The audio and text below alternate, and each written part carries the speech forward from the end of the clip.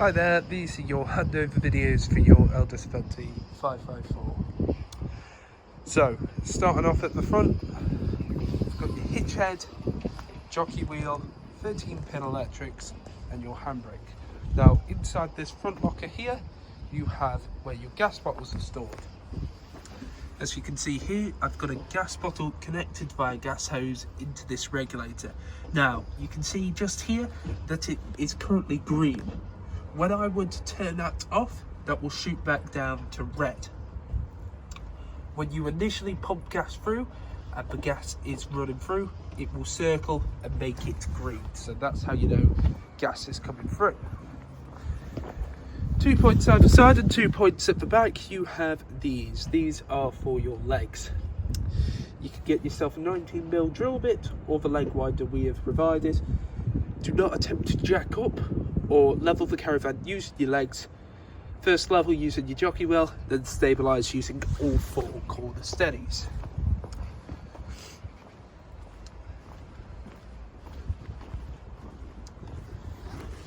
Okay, got your battery locker just here, battery just installed there, and your mains lead just there as well. This is where you'll plug in for your water. Get yourself, well, it comes with your water pump, just have to plug it in, make sure your strainer sits at the bottom of the barrel to allow the maximum water to come through. These 2 points just here, these are where your wastewater will come out of. You'll need some 28.5mm waste pipe to feed into a waste master, then just take it to your emptying point on site. Both of these come out of your shower and your sinks. And just here, you've got your 2 points for your toilet. This top one opens up using the key.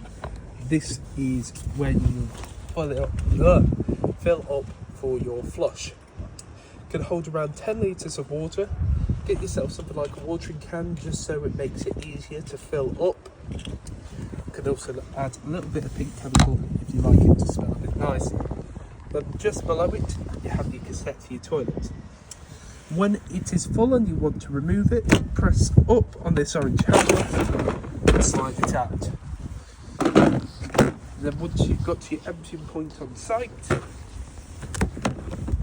twist that orange head to the side, open up that cap.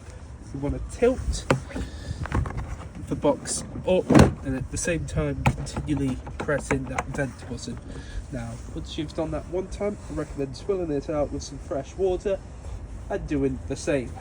Then on your cap, you have measurements in both imperial and metric. This is for your blue chemical. Fill up your blue chemical into here, twist it back on the cap, back to the central position, and then push it back, just so that orange handle sits behind those white teeth. Now you don't want to trouble with either of these too full, so to fully empty this tank up here, you have this little hung that comes out, open that up, empties all the remaining water. Then underneath your right hand side bed, you have this stuff here. The part that says E-move on it, that is your brain box for your motor mover. You have your ignition switch just here. And if I pull that down there, you can see you've got all of your trips and fuses, all of your trips in the upright position there as well. Then in the cupboard just next to your fridge, you have your water switch. So currently off, meaning that it's draining any water out. Switch it just there and that will allow the water to flow through. Have it in that position from November to March, and especially if you're not using it. I do recommend just pretty much any time you've used the caravan and you're coming off of site, just switch that, just so it drains off any remaining water. Then we have your control panel just here. You've got 3 buttons at the top.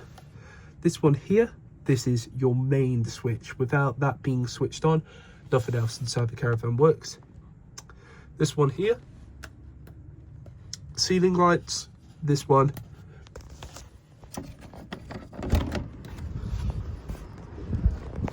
is your awning light.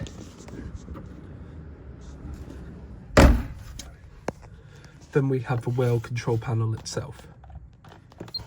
So, go from it being completely off.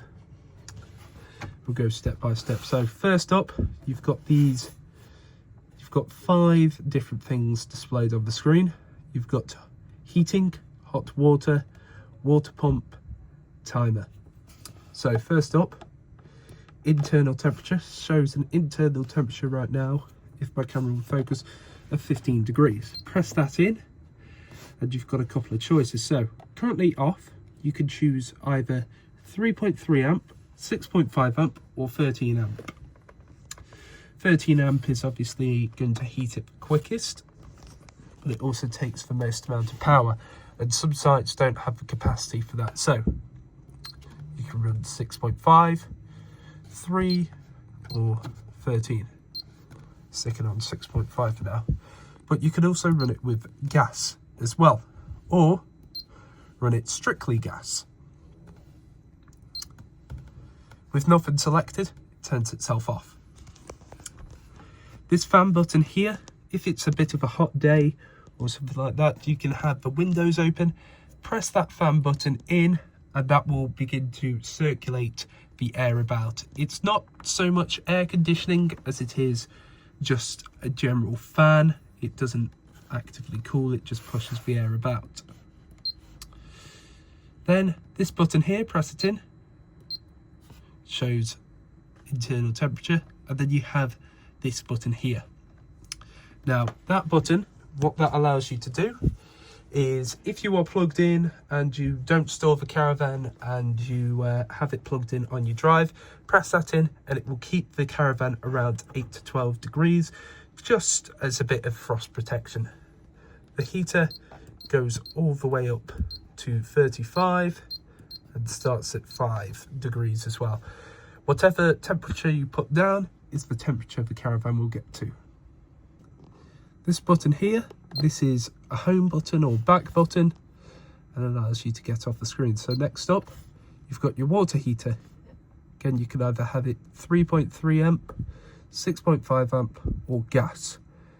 Now, whenever it's in this timed boost section, it will run for about 15 to 20 minutes. You just, simple case pressing it in, and it will begin to heat up. Now, you can either do that on gas or mains. Will heat for about 20 minutes, then drop back down. You can run at 3.5 amps, and then you can also press the eco button.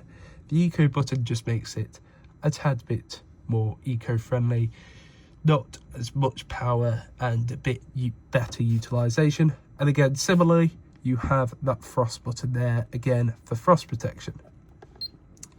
Now, obviously, the water's not going to work unless you press in that button and also have your drain valve in the correct position. Press that button in, that is for your pump. Now, when you have pressed the pump, and with that being said, you're plugged in to a neck roll, you want to come over to your taps, go cold and hot, and let it run for about 20 to 30 seconds, and you want a nice continuous stream. And this here, this is your water pump. This point connects in, then you can press the cap down to shut it off, and it locks it into place. You have this plastic cap here to go over the top of the ack roll so no nastiness gets in. And you've got just here your strainer. Your strainer has to sit at the bottom of the water barrel so it doesn't gasp any air through. Then, coming back just here, this is a timer that if you press in, it will come on at a certain time, all the heating and the hot water. Then if you want to get into additional settings, you press and hold on this button and it comes to this screen.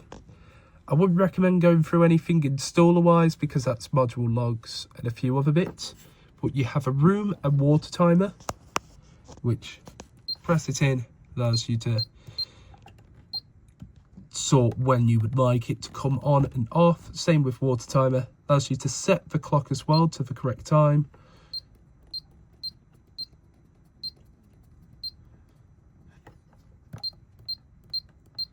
says 24-hour as well. Then you've got some additional options such as water heater boost time, screen off, brightness, if it beeps or not when you press the button in, flashing lights, main supplies, and a few other bits. And that's how to control this panel. It will automatically turn itself off as well, just so it doesn't disturb you whilst you sleep. Then we have your hob operation. Now this is standard to pretty much any type of hob that you'd have at home that runs off gas, but you do have an electric plate. Electric plate, just twist it to your desired temperature. It is working similar to like a gas mark, 1 to 6, and it will heat up. Then for the actual gas parts, you want to press in on the dial, twist it to the side, you'll hear the gas come through. You want to press in on this button at the same time, so I'll just show you what it looks like when it's all lit. And here you can see nice steady continuous blue flames. Turn it off, just flick it back to the central position. Then again for the grill, and here you can see the grill, both sides nice and lit. And again for the oven, nice and lit on that as well. Turn it off, back to the central position. Only other real thing to note, that glass plate, don't put it down until all of those are cold to the touch. And then we have the fridge operation. So your fridge comes with the locks here. Open it up, allows you to see inside the fridge. You can see, because it is on, you do have some lights inside as well. So you've got 2 buttons this side, and these allow you to choose the power source and also the temperature. So you've got a hazard button, car battery, gas, mains and auto. So press it twice, see there, flicks to auto and chooses mains as the most powerful source. Press it again, it goes to car battery, and you can see it begins to flash up and beep at me because there's no car battery connected. Press it again, goes to gas. Now with gas, it is a case, you'll hear the gas tick in gradually. It will gradually tick in, and once it's stopped ticking, that means that the fridge is lit on gas. For now, I'm just going to keep it on mains. Now power starts at 1, goes all the way up to 5. 1 will chill it the slowest, 5 will chill it the fastest. Now when it is on 5, it does take around 4 hours to be fully chilled, so plug it in whilst you're in the car and it allows you to actually chill whilst you're driving. Then when you want to turn it off, press in on this button here, it'll flash off, and that means it is off, sorry. Now when you do turn it on again by pressing and holding in that button again, it will flash up to its most recent memory. Then you have your toilet operation just here, which is box simple. You've got this button here which you press in, and you can hear that motor there.